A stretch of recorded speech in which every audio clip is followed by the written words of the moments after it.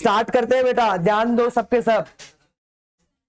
अपना chapter number 5 चालू है, 5वां चैप्टर चालू है, जिसका नाम क्या है बेटा? ऊष्मा। ऊष्मा के बारे में कल बता दिया मैंने आपको। और आधा चैप्टर पढ़ा दिया। अब हम आगे का पढ़ते हैं और इस चैप्टर को खत्म कर देते हैं, फिनिश कर देते हैं। ठीक है बेटा, नीलवट्टा सन्नाटा कर देते हैं। ठीक है, हाँ तो ध्यान दो बेटा, सबका ध्यान यहाँ होना चाहिए। आज का हमारा टॉपिक है बेटा आर्द्रता एवं ओसा। मतलब यहाँ पे कुछ परिभाषाएं मैं लिखा हूं, उन परिभाषाओं को देख लेते हैं बेटा, समझ लेते हैं। ठीक है, आर्द्रता किसे कहते हैं, ओशांक किसे कहते हैं, है ना? तो इन परिभाषाओं को समझ लेते हैं। अगर आपको एग्जाम में पूछे तो ये लिख देना बेटा। ठीक है, आपको देखो बोला जाए कि आर्द्रता किसे कहते हैं, ठीक है, तो ध्यान दो बेटा, आर्द्रता किसे कहते हैं? आपको मैंने पहले भी बताया था आर्द्रता किसे कहते हैं, अब भी फिर से देख लो बेटा। आर्द्रता हवा में उपस्थित पानी की मात्रा या नमी को आर्द्रता कहते हैं।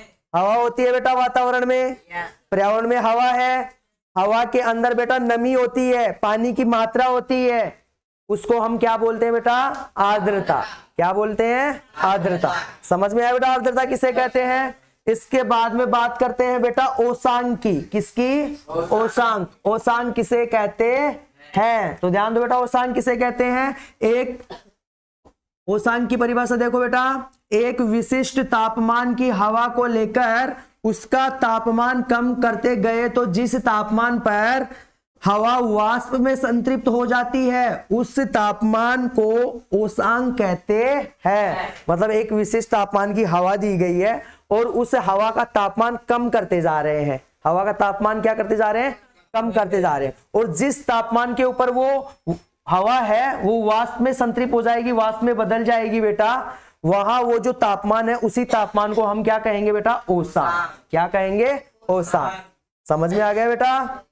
आगे बढ़े। हवा में पानी की वाष्प की मात्रा को निरपेक्ष आर्द्रता की सहायता से मापते हैं। याद रहेगा बेटा, हवा में जो पानी की मात्रा होती है उसको निरपेक्ष आर्द्रता में मापते हैं। किस तरह मापते हैं? निरपेक्ष आर्द्रता से मापते हैं। ठीक है बेटा, याद रहेगा।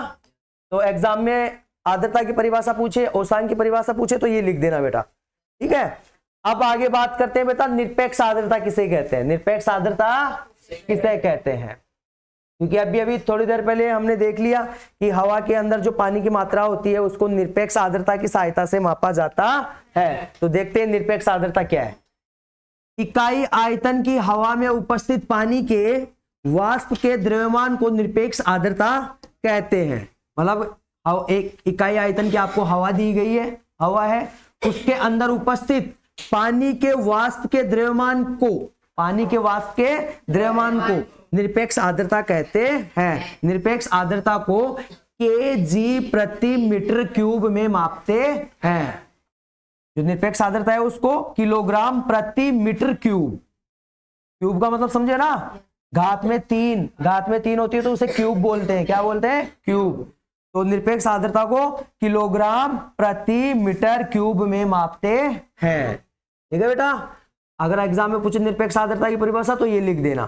ठीक है, अब बात करते हैं सापेक्ष आर्द्रता की। सापेक्ष आर्द्रता किसे कहते हैं? दिए गए हवा में निश्चित आयतन में उपस्थित वाष्प का द्रव्यमान और हवा संतृप्त करने के लिए आवश्यक वाष्प के द्रव्यमान के अनुपात को सापेक्ष आर्द्रता कहते हैं। अर्थात कहने का मतलब ये है, इसको फॉर्मूले में ऐसे लिखेंगे, मतलब सूत्र में ऐसे लिखेंगे बेटा। ठीक है, ये देखो, निरपेक्ष आर्द्रता बराबर दिए गए आयतन में उपस्थित वाष्प का द्रव्यमान बटे में दिए गए आयतन की हवा संतृप्त करने के लिए आवश्यक वाष्प का द्रव्यमान, दोनों का क्या कर दिया? अनुपात कर दिया, बटे में लिख दिया ना, और गुणा में यहाँ क्या लिख दिया? 100 लिख दिया। इसी को हम सापेक्ष आर्द्रता कहते हैं। अगर एग्जाम में आपको परिभाषा नहीं याद रहे तो ये लिख देना। ठीक है, मार्क्स मिल जाएंगे। ठीक है, तो ये सापेक्ष आर्द्रता की क्या हो गई? परिभाषा हो गई बेटा। ठीक है, अब बात करते हैं ऊष्मा का मात्रक या ऊष्मा की इकाई। ऊष्मा का मात्रक या ऊष्मा की इकाई, हम मात्रक भी बोल सकते हैं, इकाई भी बोल सकते हैं। किसकी इकाई की बात कर रहे हैं? ऊष्मा की इकाई की। ठीक है, एसआई, एसआई का मतलब होता है सिस्टम इंटरनेशनल, सिस्टम इंटरनेशनल। यह एक प्रणाली है, यह एक पद्धति है। तो सिस्टम इंटरनेशनल प्रणाली में ऊष्मा का मात्रक या फिर ऊष्मा की इकाई किलो कैलोरी और जूल होती है। आपको पहले भी बताया था कि ऊष्मा की इकाई क्या होगी, किलो कैलोरी या फिर जूल, किलो कैलोरी या फिर जूल। कौन सी पद्धति में? एसआई पद्धति में, एसआई प्रणाली में, एसआई पद्धति में। एसआई मतलब सिस्टम इंटरनेशनल। ये अलग अलग पद्धतियां हैं बेटा इकाइयों की, ठीक है, समझ में आया? अब देखो बेटा दूसरी पद्धति कौन सी है? पहली तो एसआई होगी। एसआई में, एसआई पद्धति में जो ऊष्मा है उसकी इकाई किलो कैलोरी हो गई या फिर जूल हो गई, ठीक है। दोनों में कोई से भी बता सकते हो, दोनों इकाइयां हैं। अब सीजीएस में बात करते हैं। किस में बात करते हैं? सीजीएस में। सीजीएस का मतलब होता है सेंटीमीटर ग्राम सेकंड। सी का मतलब सेंटीमीटर, जी का मतलब ग्राम, एस का मतलब सेकंड, सेंटीमीटर ग्राम सेकंड। एक तो एसआई प्रणाली हो गई, दूसरी प्रणाली सीजीएस प्रणाली। तो सीजीएस प्रणाली में ऊष्मा का मात्रक या फिर इकाई कैलोरी होती है, कैलोरी। तो समझ में आ गया बेटा? ऊष्मा की अगर आपको इकाई पूछे, एसआई प्रणाली में पूछे तो किलो कैलोरी बता देना या फिर जूल बता देना, और सीजीएस प्रणाली में पूछे तो फिर कैलोरी बता देना। समझ में आया बेटा? आगे बढ़े, चलो बेटा। 1 किलो कैलोरी ऊष्मा किसे कहते हैं? देखो 1 किलो कैलोरी ऊष्मा किसको कहेंगे? अगर आपको पूछा जाए 1 किलो कैलोरी ऊष्मा किसे कहते हैं, तो ध्यान दो बेटा। 1 किलो कैलोरी ऊष्मा किसे कहते हैं? जोश नहीं दिख रहा है यार तुम्हारे अंदर? हाँ, ऐसे ऐसे लग रहा है सो गए तुम। देख रहे हो किसको? अच्छा मुझे मत देखो, इसे देखो। अच्छा ये बात, देखो बेटा अगर आपको पूछे 1 किलो कैलोरी ऊष्मा किसे कहते हैं, 1 किलोग्राम पानी का तापमान, ध्यान दो बेटा, कितना? 1 किलोग्राम पानी का तापमान। तापमान किसका? पानी का। कितना पानी? 1 समझ में आ गया? 1 किलोग्राम पानी का तापमान 14.5 डिग्री सेल्सियस। कितना है? 14.5 डिग्री सेल्सियस से 15.5 डिग्री सेल्सियस तक बढ़ाने के लिए आवश्यक ऊष्मा को 1 किलो कैलोरी ऊष्मा कहते हैं। समझ में आया? आपको पानी दिया गया है 1 किलो, कितना? 1 किलो। इसका तापमान कितना है बेटा? 14.5 डिग्री सेल्सियस है। अब इसका तापमान क्या है? इंक्रीज करना है, बढ़ाना है, 15.5 करना है, 15.5 डिग्री सेल्सियस करना है, मतलब 1 डिग्री सेल्सियस बढ़ाना है। मान 14.5 डिग्री सेल्सियस है, अब 15.5 डिग्री सेल्सियस करना है। इसके लिए आप इसको क्या दोगे? ताप दोगे, ऊष्मा दोगे, ऊष्मा दोगे ना बेटा। तो वो जो ऊष्मा दे रहे हो बढ़ाने के लिए, उसी ऊष्मा को कहेंगे हम क्या बेटा? 1 किलो कैलोरी ऊष्मा। समझ में आया बेटा? पक्का? अगर एग्जाम में पूछे 1 किलो कैलोरी ऊष्मा किसे कहते हैं, तो इसे कहते हैं, ठीक है। आगे बढ़े। शूटर उदास है यार, शूटर। हाँ, कुणाल के साथ में जोड़ी अच्छी लगती है तेरी? कुणाल के साथ में रहकर, क्या नाम है बेटा तेरा? करण, सॉरी, तेरे बड़े भाई का नाम है कुणाल, है ना? हाँ, वो तो चेंज ही हो गया यार, अभी उसकी शक्ल ही बदल गई है। शूटर को मत बुला यार, शूटर को यही बैठने दे, तुम्हारे पास में बैठेगा वो कंफर्टेबल फील नहीं करता है। यहाँ बैठा है, अच्छा फील कर रहा है, ये मेरी नजरों के सामने है ये। रास्ते में गिर गया क्या यार? चक्कर विक्कर आ गए या फिसल गया? फिर अच्छा चप्पल खरीद जिसको ग्रिप हो नीचे अच्छी वाली, ताकि फिसले नहीं तू। लेकिन यार शूटर गिर गया यार, नाम खराब हो गया ना। क्या यार शूटर मेरी तरह ही गिरा। मैं भी एक बार गिर गया था चलते चलते, ऐसा पीछे की तरफ, और हाथ पीछे दब गया था। चलो कोई बात नहीं बेटा। 1 किलो कैलोरी ऊष्मा समझ गए? 1 किलो पानी है, उसका तापमान 14.5 डिग्री सेल्सियस है, और उसका तापमान बढ़ा के 15.5 डिग्री सेल्सियस करना है, मतलब 1 डिग्री सेल्सियस तापमान बढ़ाना है। उसके लिए उसको ऊष्मा देनी पड़ेगी, और जो ऊष्मा दोगे उसी को 1 किलो कैलोरी ऊष्मा कहते हैं। समझ में आया बेटा? हाँ, रफ्तार सिंह बन रहा हूं यार।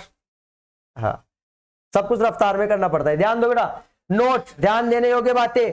पैमाने पर ऊष्मा का मापन करने के लिए किलो कैलोरी इकाई का उपयोग किया जाता है। 1 किलो कैलोरी का मतलब होता है 10 की पावर 3 कैलोरी। 1 किलो कैलोरी का मतलब होता है 10 की पावर 3 कैलोरी। समझ में आया बेटा? और 1 कैलोरी का मतलब होता है क्या बेटा? कैलोरी ऊष्मा कहाँ है? हाँ, ये नहीं बताया क्या मैंने? बता दिया ना?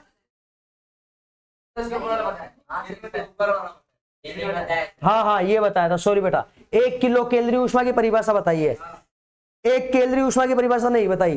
तो 1 किलो कैलोरी ऊष्मा का मतलब तो समझ गए, पानी 1 किलो है, उसका तापमान 14.5 डिग्री सेल्सियस है, तापमान 15.5 डिग्री सेल्सियस करनी है, बढ़ाना है, तो जो ऊष्मा देंगे उसको 1 किलो कैलोरी ऊष्मा कहेंगे। ठीक है, इसके बाद में बात करते हैं 1 कैलोरी ऊष्मा की। किसकी? 1 कैलोरी। वो तो 1 किलो कैलोरी है, ये 1 कैलोरी है। वो 1 किलो कैलोरी है, ये 1 कैलोरी है। समझ में आ रहा है बेटा? तो 1 ग्राम पानी, ध्यान दो, वहां पर कितना पानी लिए थे? 1 किलो। यहां पर कितना है? 1 ग्राम पानी। उसका तापमान कितना है? 14.5। अब कितना करना है? 5। क्या देना पड़ेगा बेटा? उसी को हम क्या कहेंगे? 1 कैलोरी। समझ में आया बेटा? सेम है, सेम टू सेम है, बस वहां 1 किलो था, यहां 1 ग्राम। सेम है। 1 किलो ले लिया तो 1 किलो कैलोरी, 1 ग्राम लिया तो 1 कैलोरी ऊष्मा। समझ में आ गया ना?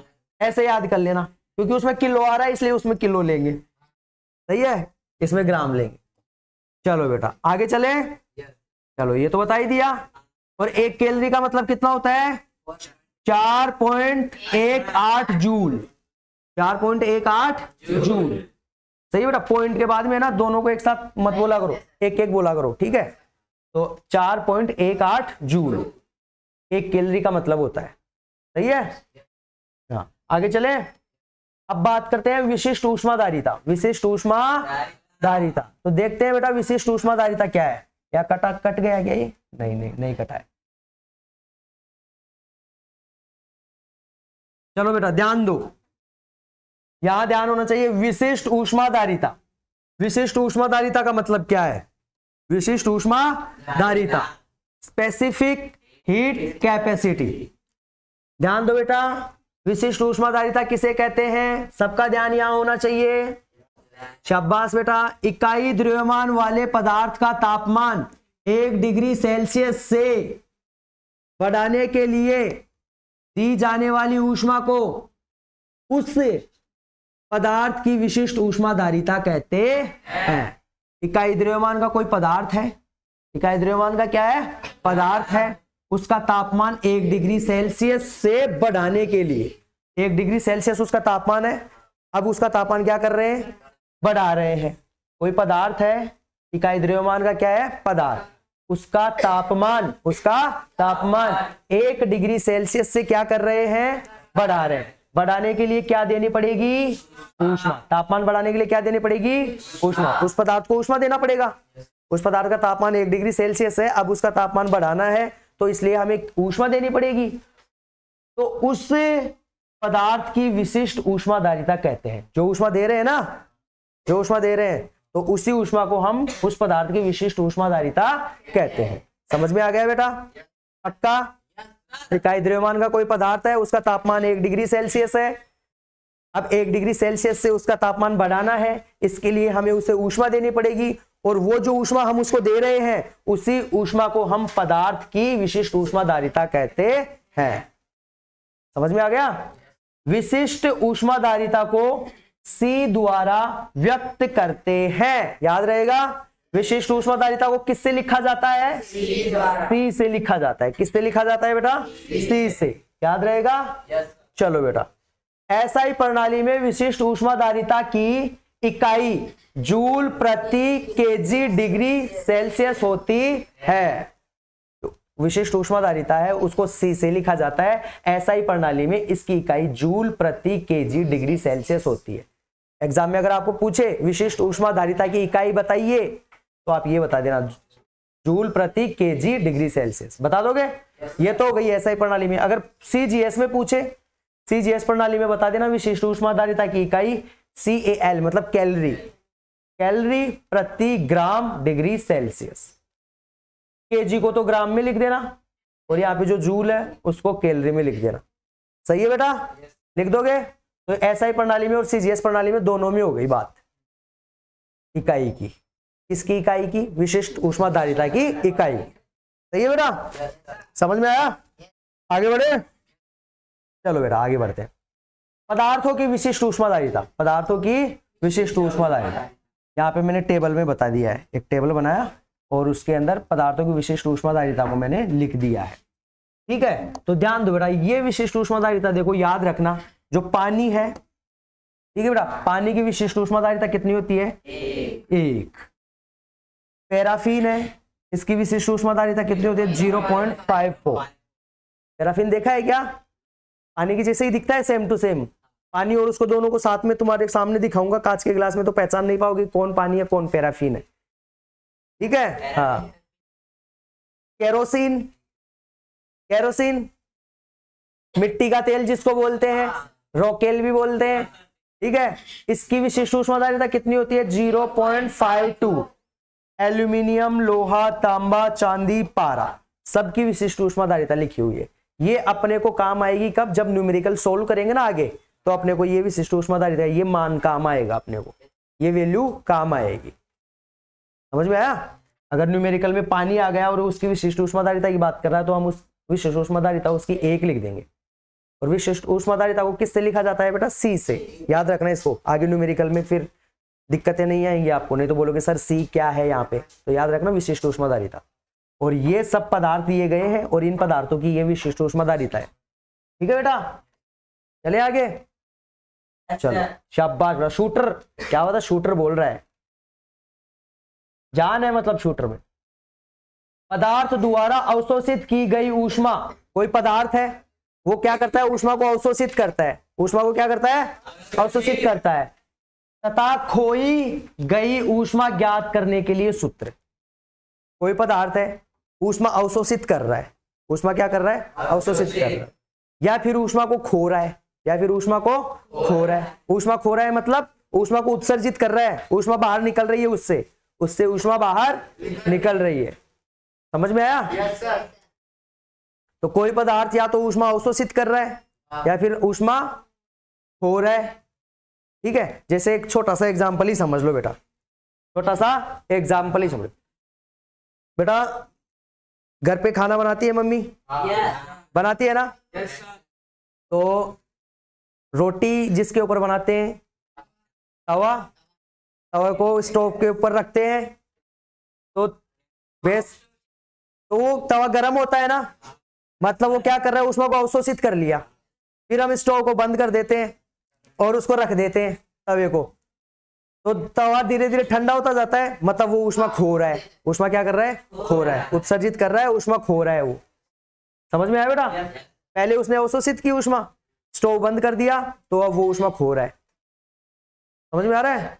क्यों? क्योंकि तवा, वातावरण बाहर का अब तापमान जो है वातावरण का वो कम है और तवे का तापमान ज्यादा है, इसलिए तवे का जो टेम्परेचर है, जो तापमान है, जो ऊष्मा है, वो वातावरण में चली जाती है। समझ में आया? इसलिए ठंडा हो जाता है। तो समझ गए ना, ऊष्मा अवशोषित करना और ऊष्मा खोना। हाँ, तो देखो ऊष्मा, कोई पदार्थ है, आपको बोले कि कितनी ऊष्मा इसने अवशोषित की, कितनी ऊष्मा इसने खोई, ठीक है, तो आप बेटा इस फॉर्मूले से निकाल सकते हो। क्या फॉर्मूला है? पदार्थ द्वारा अवशोषित की गई ऊष्मा बराबर m into C into delta T. Delta T, इसको डेल्टा टी बोलोगे बेटा। तो बेटा कोई पदार्थ है वो ऊष्मा अवशोषित कर रहा है, क्या कर रहा है? ऊष्मा अवशोषित कर रहा है, तो उसके लिए ये फॉर्मूला लिखोगे बेटा। पदार्थ द्वारा अवशोषित की गई ऊष्मा बराबर m into C into delta T. ठीक है बेटा, ये डेल्टा टी है, ऐसे इसको डेल्टा बोलते हैं। क्या बोलते हैं? डेल्टा। और ये आगे क्या लिखा हुआ है? टी। तो क्या हो गया बेटा? m into C into delta T. ये फॉर्मूला हो गया किसका? पदार्थ द्वारा अवशोषित की गई ऊष्मा का। समझ में आया? पक्का? चलो बेटा, जहां m क्या है? पदार्थ का द्रव्यमान, c क्या है? पदार्थ की विशिष्ट ऊष्माधारिता, डेल्टा t क्या है? तापमान। पहले ही जानते हैं बेटा, m मतलब तो द्रव्यमान होता है, c मतलब विशिष्ट ऊष्माधारिता होती है और t मतलब तापमान होता है। समझ में आया?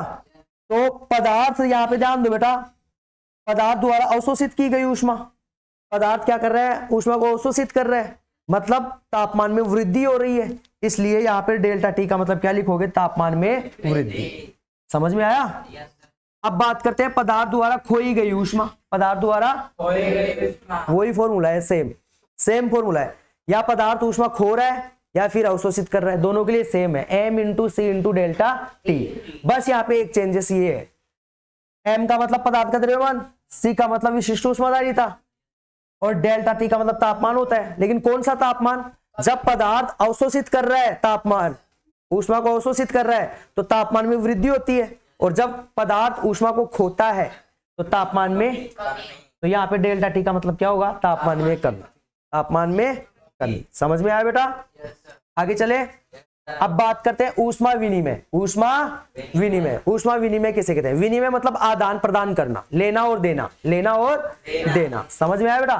तो देखते हैं, अगर आपके एग्जाम में आपको पूछता है कि ऊष्मा विनिमय का तत्व, ऊष्मा विनिमय का तत्व, ये सिद्धांत समझाओ या फिर इसके बारे में बताओ, तो आपको ये बताना है। क्या बताना है?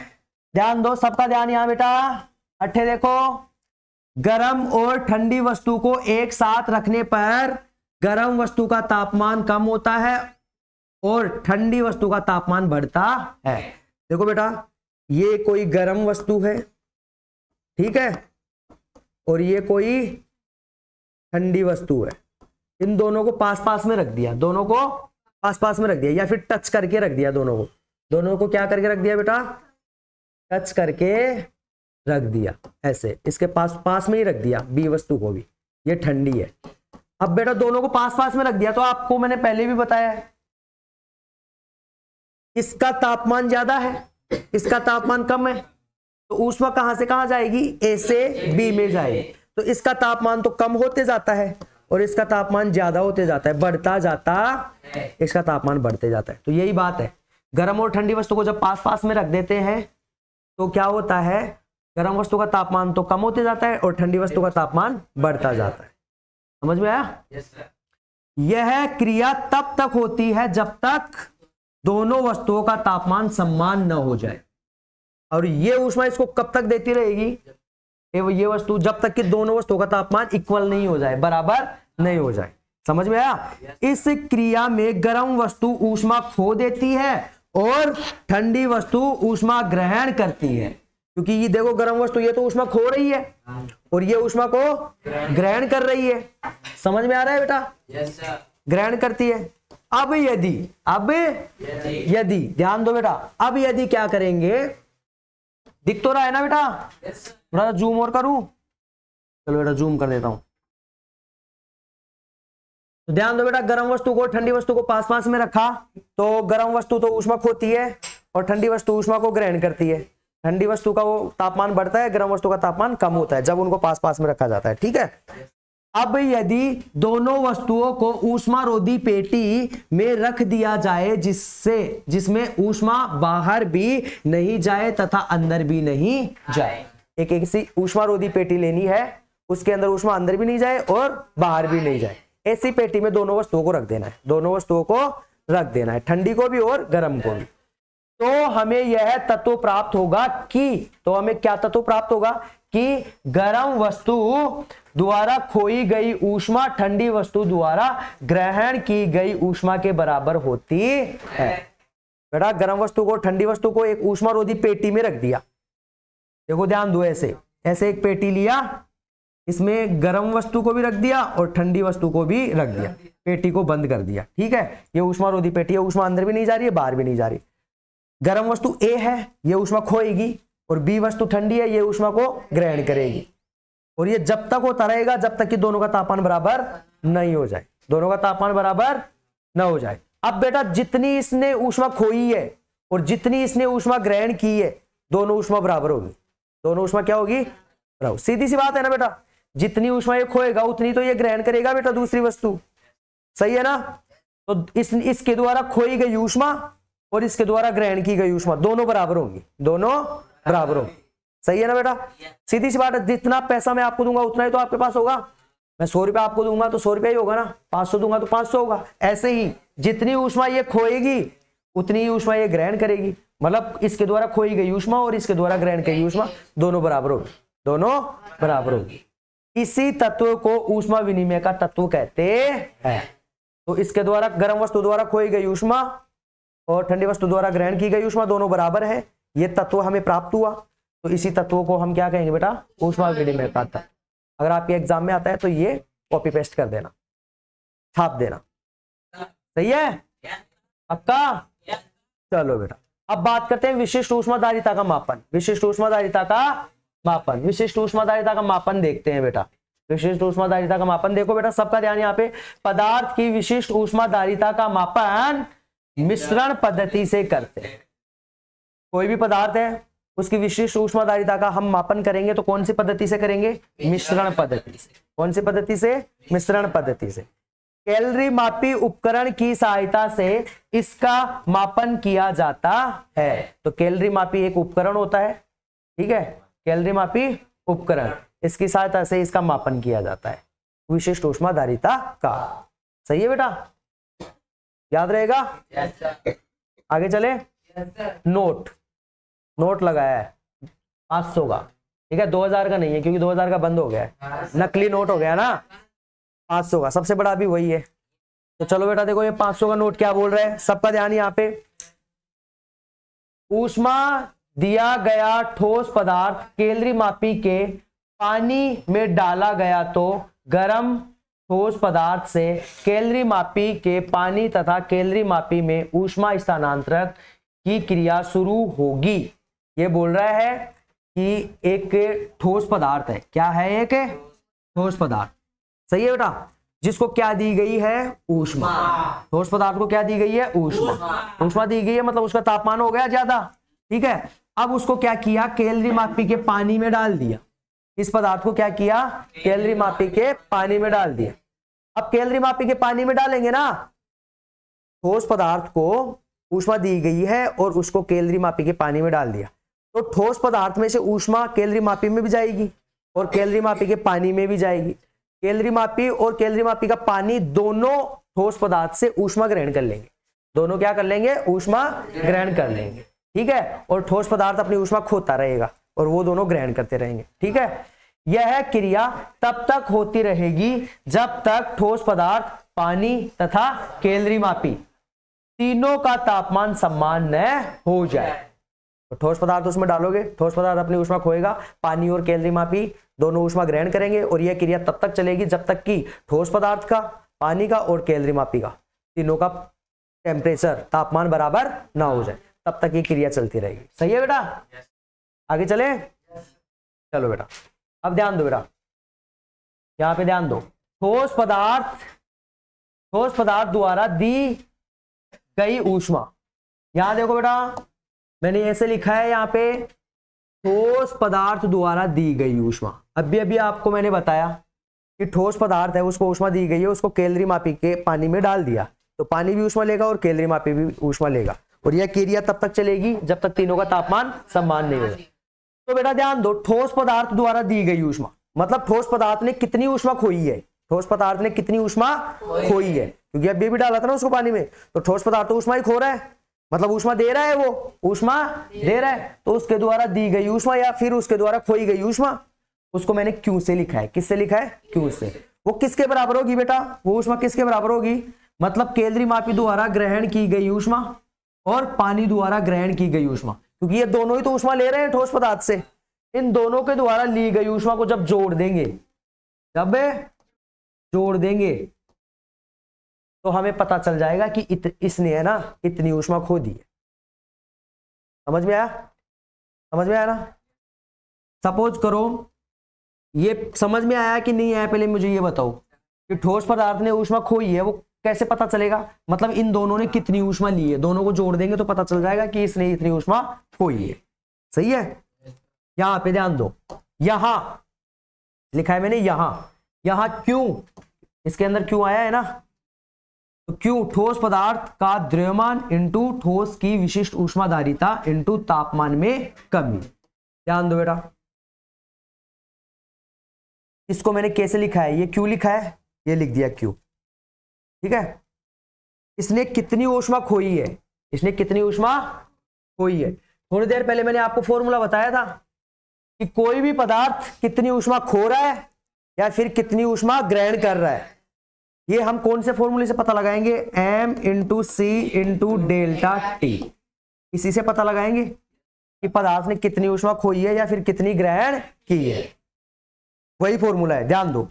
अब मैं पता लगा रहा हूं कि ठोस पदार्थ था ना ये, इसने कितनी ऊष्मा खोई है, तो इसको मैंने Q से लिखा है, तो ये रहा Q। ठीक है बेटा, ये Q है। ठीक है, बराबर Q मतलब समझ गए ना, ठोस पदार्थ द्वारा दी गई ऊष्मा या फिर ठोस पदार्थ द्वारा ग्रहण की गई ऊष्मा। तो कितनी खोई है उसने, m into C into delta T. m का मतलब हो गया ठोस पदार्थ का द्रव्यमान, c का मतलब हो गया ठोस पदार्थ की विशिष्ट ऊष्माधारिता, और डेल्टा टी का मतलब हो गया तापमान में कमी। तापमान में कमी होगी ना, क्योंकि वो ऊष्मा खो रहा है। समझ में आया, पक्का? चलो आगे बढ़ते हैं। अब बात करते हैं Q1 की। किसकी? Q1। ये रहा Q1, मतलब केंद्रीय मापी द्वारा ग्रहण की गई ऊष्मा। केंद्रीय मापी ने ऊष्मा ग्रहण की है ना, तो इसका फॉर्मूला क्या बनेगा बेटा, Q1 बराबर केंद्रीय मापी का द्रव्यमान इंटू केंद्रीय मापी के द्रव्यमान की विशिष्ट ऊष्माधारिता इंटू तापमान में वृद्धि। वही है m into C into delta T. अब इसके लिए लगाए हैं Q1 के लिए। किसके लिए? Q1 के लिए, मतलब इसने कितनी ऊष्मा ग्रहण की है। सबसे पहले तो इसने देख लिया कि कितनी ऊष्मा खोई है, m into C into delta T, तो मतलब ठोस पदार्थ का द्रव्यमान, ठोस पदार्थ की विशिष्ट ऊष्माधारिता, और तापमान में क्या हो रही है, वृद्धि हो रही है। अब बात करते हैं कि वो केंद्रीय मापी है ना, केंद्रीय मापी, उसने कितनी ऊष्मा ग्रहण की है, बोले तो Q1, बोले तो m into C into delta T, मतलब केंद्रीय मापी का द्रव्यमान इंटू केंद्रीय मापी की विशिष्ट ऊष्माधारिता इंटू उसके तापमान में क्या हो रही है, क्योंकि ऊष्मा ले रहा है वो तो केंद्रीय मापी, तो तापमान में वृद्धि। सही है, ये फॉर्मूला बन गया। अब बात करते हैं Q2 की। किसकी? Q2। तो Q2 देखो बेटा, ये रहा, ये आपका Q2 रहा, पानी द्वारा ग्रहण की गई ऊष्मा। पानी भी तो ऊष्मा ग्रहण कर रहा है, तो वही formula m into C into delta T. सही है, तो Q2 बराबर पानी द्वारा, पानी का द्रव्यमान m हो गया इंटू पानी की विशिष्ट ऊष्माधारिता हो गई इंटू तापमान में वृद्धि। तापमान में वृद्धि क्यों लिखा हूं, समझ गए ना, क्योंकि ये तो ऊष्मा ठोस पदार्थ से ले रहा है पानी, तो तापमान में तो वृद्धि होगी पानी के। सही है ना बेटा, तो ये फॉर्मूला बन गया। ठीक है, अर्थात Q बराबर Q1 प्लस Q2, दोनों को जोड़ देंगे, केंद्रीय मापी के कितनी ऊष्मा ग्रहण की है और केंद्रीय मापी के पानी ने कितनी ऊष्मा ग्रहण की है, दोनों को जोड़ दिया तो मेरे को Q मिल जाएगा, मतलब ठोस पदार्थ ने कितनी ऊष्मा खोई है, ये मिल जाएगा। समझ में आ गया, पक्का? Yes sir. इस सूत्र की सहायता से किसी पदार्थ की विशिष्ट ऊष्माधारिता ज्ञात कर सकते हैं। ठीक है, यस सर। अब यहाँ पे न्यूमेरिकल्स है। ठीक है, तो यहाँ पे न्यूमेरिकल्स में देखो बेटा, मैं आपको एक न्यूमेरिकल समझा देता हूं, बाकी आपसे मेहनत करवाऊंगा मैं। Yes sir. आपको क्या करना है, बस कुछ नहीं करना है, फॉर्मूले में उठा उठा के मान पटकना है। सही है ना, पटक दोगे ना, पटकने में माहिर हो, अगर नहीं हो तो शूटर से सीख लेना। आपने गणेश सिखा देना बेटा सबको, आज मैदान में लेके जाना और सबको पटका देना। खुद गिर जाता है लेकिन शूटर यार, खाया पिया अगर बॉडी वीडी बना यार, लगता नहीं है कि यार तू मेरा शूटर है? करण को हरा देगा यार, शूटर को हल्के में मत ले। हाँ देख शूटर का कॉन्फिडेंस देख, ताकत है। चलो बेटा यहाँ देखो, चलो बेटा यहाँ देखो बेटा, यहाँ एग्जाम्पल समझते हैं हम। ठीक है, न्यूमेरिकल करते हैं। 5 kg द्रव्यमान वाले, यहाँ पे वाले वाली लिख दिया है बेटा मैंने, क्या लिख दिया है? वाले वाली। तो यहाँ पे आपकी बुक में है ना, ध्यान दो बेटा, यहाँ पे वाली की जगह आप पानी लिखोगे। क्या लिखोगे? क्या लिखोगे? पानी। लिखने में मिस्टेक हो गया बेटा। ठीक है, तो ये आपका ये वाला है 69 पेज पे, ये वाला न्यूमेरिकल सोल्व करवा रहा हूं। ठीक है, तो ध्यान दो बेटा, समझ गए ना क्या लिखना है? हाँ, तो वाली की जगह आपको क्या लिखना है? पानी। अब पढ़ो बेटा, 5 kg 5 किलो द्रव्यमान वाले पानी का तापमान, मतलब आपको पानी दिया गया है। ठीक है, उसका द्रव्यमान कितना है? 5 kg, 5 किलो उसका द्रव्यमान है उस पानी का। उसका तापमान 20 डिग्री सेल्सियस से 100 डिग्री सेल्सियस तक बढ़ाने के लिए कितनी ऊष्मा लगेगी? मतलब आपको 5 किलोग्राम द्रव्यमान का पानी दिया गया है और बोल रहा है कि इसका तापमान बढ़ाना है, इसका तापमान बढ़ाना है। अब भी उसका तापमान कितना है? 20 डिग्री सेल्सियस। जो आपको 5 किलोग्राम द्रव्यमान का पानी दिया है ना, उसका तापमान अभी 20 डिग्री सेल्सियस है। अब बोल रहा है कि इसको 100 डिग्री सेल्सियस करो। कितना करो? मतलब 80 डिग्री सेल्सियस और बढ़ाना है, 80 डिग्री सेल्सियस और बढ़ाना है। इसके लिए क्या देनी पड़ेगी? क्या देनी पड़ेगी? शाबाश, ऊष्मा देनी पड़ेगी। अब पूछ रहा है कि कितनी ऊष्मा देनी पड़ेगी, ये आपको बताना है, ये आपको बताना है। तो देखो बेटा, प्रश्नानुसार दिया गया है, ये जो क्वेश्चन में दिया गया है ना, वो लिखा है मैंने, प्रश्नानुसार दिया गया है। क्या दिया गया है? देखो बेटा, पानी का द्रव्यमान m 5 kg दिया है ना प्रश्न में, 5 kg। पानी के तापमान में परिवर्तन या फिर वृद्धि, जिसे डेल्टा टी लिखते हैं। क्या लिखते हैं? Delta T. तापमान में वृद्धि हो रही है ना, तापमान 20 डिग्री सेल्सियस है, कितना करना है? 100 डिग्री। तापमान मतलब क्या हो रही है? वृद्धि हो रही है, तापमान बढ़ रहा है। ठीक है बेटा, तो कितनी वृद्धि होगी बेटा? 100 डिग्री करना है, और 20 माइनस कर दूंगा तो मुझे पता चल जाएगा कि कितना बढ़ाना है तापमान। मतलब 100 माइनस 20 बोला तो 80 डिग्री सेल्सियस। इतनी वृद्धि होगी तापमान में। कितनी वृद्धि होगी? 80 डिग्री सेल्सियस वृद्धि होगी। समझ में आया बेटा? यस। ये क्वेश्चन में दिया गया है, ये मैंने निकाल लिया है यहाँ पे। ठीक है, 80 डिग्री सेल्सियस तापमान में इतनी वृद्धि होगी। पानी की विशिष्ट ऊष्माधारिता, थोड़ी देर पहले वो टेबल दिखाई थी ना, उस टेबल में हमने देखा कि पानी की विशिष्ट ऊष्माधारिता कितनी होती है। तो मैंने लिख दिया यहाँ पर पानी की विशिष्ट ऊष्माधारिता, जिसे हम C से लिखते हैं, 1 होती है। आप बोलोगे ये तो क्वेश्चन में नहीं दिया है, लेकिन बेटा हमने टेबल तो पढ़ी है ना। पानी की विशिष्ट ऊष्माधारिता 1 होती है। ठीक है बेटा, 1 किलो कैलोरी प्रति kg डिग्री सेल्सियस। ठीक है, ये लिख दिया मैंने। अतः दी जाने वाली ऊष्मा, मैंने आपको बताया था कि कोई भी पदार्थ अगर ऊष्मा अवशोषित करता है या फिर खोता है, उसके लिए फॉर्मूला है m × c × डेल्टा टी। सही है ना? तो पानी है, पानी ऊष्मा ग्रहण कर रहा है, अवशोषित कर रहा है। सही है, तो उसके लिए फॉर्मूला क्या लगेगा? दी जाने वाली ऊष्मा बराबर m × c × डेल्टा टी। लगा दिया फॉर्मूला। अपने पास m का मान है, 5 किलो पानी है, 5 लिख दिया। c विशिष्ट ऊष्माधारिता पानी की 1 होती है, टेबल से पता चला, 1 लिख दिया। डेल्टा टी मतलब तापमान में वृद्धि कितनी हो रही है? 80 डिग्री सेल्सियस। 5 को 1 से गुणा किया तो 5 ही आएगा, और 5 को 80 से करोगे तो कितना हो जाएगा? 400 हो जाएगा। 400। और ऊष्मा की वो क्या होती है? इकाई क्या होती है? Kilo calorie. किलो कैलोरी होती है ना इकाई। तो यहाँ पे लिख दिया मैंने 400 किलो कैलोरी। इतनी ऊष्मा हमें उस पानी को देनी पड़ेगी, तब जाके 20 डिग्री सेल्सियस से 100 डिग्री सेल्सियस तापमान पानी का हो जाएगा। समझ में आया बेटा? पक्का? अतः तापमान में वृद्धि करने के लिए आवश्यक ऊष्मा 400 किलो कैलोरी होगी। कर लोगे बेटा? क्या बात है। अब देखो बेटा, आगे और भी एग्जांपल मैंने समझाया है। ठीक है, तो ये एग्जांपल देखो बेटा, अच्छे से पढ़ना है। मैं ये आपको एक्सप्लेन नहीं करूंगा, मैं आपके लिए छोड़ रहा हूं ये। ठीक है, ताकि आप खुद भी मेहनत करो। ठीक है, और फिर नहीं समझे तो मुझे पूछना बेटा आके। ठीक है, मैंने लिख दिया है, क्वेश्चन आपकी बुक में दिया हुआ है, यहाँ पे भी मैंने लिख दिया है। क्वेश्चन को अच्छे से समझना, और क्या क्वेश्चन में दिया गया है उसको लिख लेना, और क्या पूछ रहा है वो बता देना। देखो बेटा, इस तरीके से है। ठीक है, मैंने लिख दिया है, प्रश्न अनुसार दिया गया है। प्रश्न अनुसार देखो, तांबे के गोले का द्रव्यमान दे दिया आपको, तांबे की विशिष्ट ऊष्माधारिता दे दी। ठीक है, और तांबे के गोले के तापमान में कमी हो जाएगी, तो 100 माइनस टी लिख दिया मैंने, तापमान में कमी हो रही है तो। ठीक है, अतः तांबे के द्वारा ग्रहण की गई, गोले द्वारा दी गई ऊष्मा, मतलब गोला क्या कर रहा है? ऊष्मा खो रहा है। तो जब कोई पदार्थ ऊष्मा खोता है या ग्रहण करता है, उसके लिए हम क्या करते हैं? m × c × डेल्टा टी मैंने लिख दिया, और जो मान था वो पुटअप कर दिया। पुटअप करने के बाद में बस ये हल तो कर ही सकते हो, आपको ये मिल गया।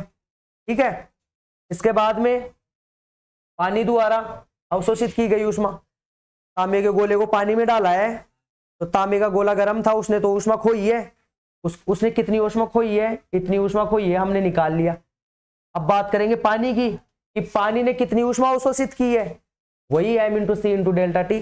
तो पानी ने इतनी ऊष्मा, मान पुटअप किया क्वेश्चन से उठा के, तो ये Q1 पानी ने इतनी ऊष्मा ग्रहण की है। ठीक है बेटा। इसके बाद में कैलोरी मापी के पानी में डाले थे, तो कैलोरी मापी ने कितनी ऊष्मा ग्रहण की है, गोले को कैलोरी मापी के पानी में डाला तो तांबे के गोले ने ऊष्मा क्या की है, खोई है, वो देख लिया कितनी खोई है, निकाल लिया। इसके बाद में हमने देखा कि पानी ने कितनी ऊष्मा ग्रहण की है, वो भी हमने देख लिया। अब हमने देखा कि जो कैलोरी मापी का कैलोरी मापी है ना, उसने कितनी ऊष्मा अवशोषित की है, मतलब Q2, तो वही M into C into delta T, फिर से मान पुटअप कर दिया, तो इतनी ऊष्मा कैलोरी मापी ने ग्रहण की है। ठीक है, तो फिर लास्ट में कर लेंगे Q बराबर Q1 प्लस Q2, मतलब गोले ने इतनी ऊष्मा खोई है, इन दोनों को जोड़े देंगे तो पता चल जाएगा कि इतनी ऊष्मा खोई है गोले ने, क्योंकि क्वेश्चन में पूछा है तांबे के गोले ने कितनी ऊष्मा खोई है। ठीक है, तो यहाँ पे Q का मान अपन ने निकाला था, यहाँ पे लिख दिया, Q1 का मान निकाला था, यहाँ पे लिख दिया, Q2 का मान निकाला था, यहाँ पे लिख दिया, और इसको सोल्व कर दिया। सोल्व तो कर सकते हो ना। अतः मिश्रण का अधिक से अधिक तापमान 23.80 डिग्री सेल्सियस होगा। एकदम इजी है, सोल्व कर लेना इसको। ठीक है, बस मान पुटअप करना है और कुछ नहीं करना। ठीक है, इसके आगे एक न्यूमेरिकल और है, इसको और देख लेना बेटा। ठीक है, ये न्यूमेरिकल क्वेश्चन अच्छे से पढ़ लेना, क्वेश्चन अच्छे से पढ़ लेना तुम लोग। ठीक है, और कुछ नहीं करना है आपको, सिर्फ और सिर्फ वैल्यू पुटअप करनी दिया गया है क्वेश्चन में, वो लिख लेना है। ठीक है, और आपको वैल्यू पुटअप करना है। ठीक है बेटा, समझ में आया? चलो आगे देखते हैं। और इसी के साथ में बेटा क्या होता है, आपका चैप्टर खत्म बेटा, समाप्त। तो ये दो न्यूमेरिकल आपके लिए छोड़ा हूं। ठीक है, और इनसे घबराए मत करो, डरा मत करो। और अगर किसी को ऐसा लग रहा है कि यार न्यूमेरिकल हमें तो आते ही नहीं है, तो टेंशन मत करो बेटा, ऑप्शन में क्वेश्चन आते हैं। ठीक है, अगर डर लगता है तो, लेकिन सीखना तो है ही। अगर डर लगता है तो बताऊं बेटा, भाई तुम सोचो कि यार सर ने ऐसा बोले तो नहीं सीखते हैं, सीखना है तो बेटा घर पे जाना है, ट्राई करना है, अच्छे से मेहनत करना है सबको। ठीक है बेटा, और एग्जाम देनी है, तुम मचा देनी है एग्जाम में, मचा दोगे ना? हाँ, मैं मिलूंगा फिर से आके तुमसे, आऊंगा मैं। हाँ।